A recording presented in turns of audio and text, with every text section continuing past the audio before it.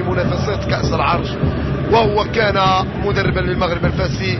قبل أن نعود لتاريخ المواجهات بين الطرفين مع توالي دقائق المباراة والتي كانت توحي بأن المواجهة كانت قوية، نتابع هذه المحاولة والحكم ضربة جزاء. اوي اوي اوي اوي اوي اوي اوي اوي ضربة جزاء. البوادر كانت واضحة قبل البداية، البوادر كانت واضحة قبل البداية.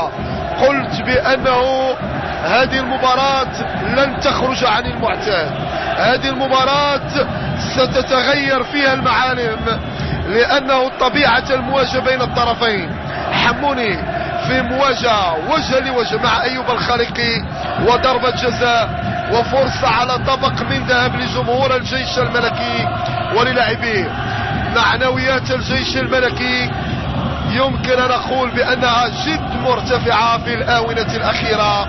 الجيش الملكي لا أقول خرج من الباب الصغير، لأنه لم يدخل لا من الباب الصغير ولا من الباب الكبير، ولكن الجيش دخل كمحافظ على ترسانته من الكؤوس، كؤوس العرش، دخل كمحافظ على ألقابه التي ظلت شامخة وراسية، وبالتالي ففريق الجيش الملكي مرشح فوق العادة للفوز بكأس العرش، ولكن مر بسحابة صيف. هل سيمحيها عبد الرحيم شاكير؟ وجه لوجه مع الحواصلي، شاكير ويسدد والهدف.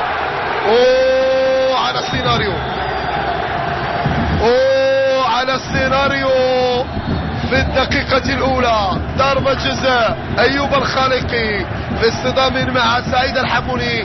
بداية أكثر من موفقة لفريق الجيش الملكي.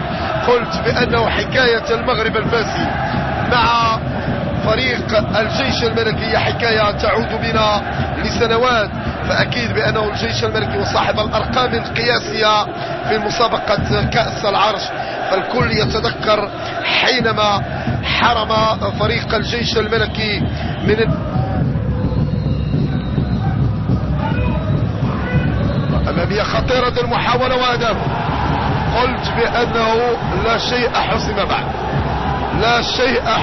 بعد. واجه سمير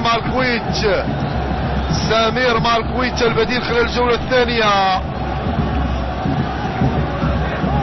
شاهدوا شمس الدين الشطيبي اللي عنده تحدي خاص في هذه المواجهة، تحدي مع مدربه السابق، والخلاف الذي كان بينه وشمس الدين الشطيبي كان وراء التمرير. شمس الدين الشطيبي كان وراء التمرير. خروج خاطئ لأنس سنيتي، خطأ مكلف وغالي جدا في تموضع الحارس أنس سنيتي، وكذلك دفاع فريق الجيش الملكي. الحكم يعقوب يستعد للإعلان عن نهاية هذه المواجهة. هجرتنا الآن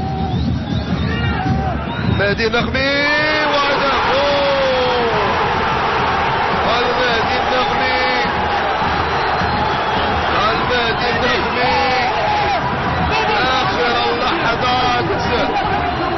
آخر اللحظات الجيش الملكي ينقذ نتيجته من البياض وسيرحل إلى فاس، وفي جعبته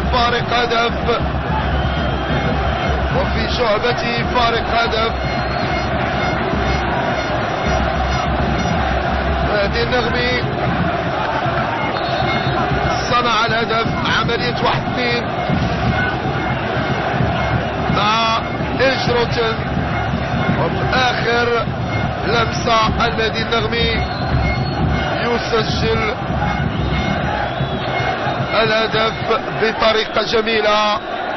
فرحة مستحقة للطاقم التقني لفريق الجيش الملكي ولجماهيره.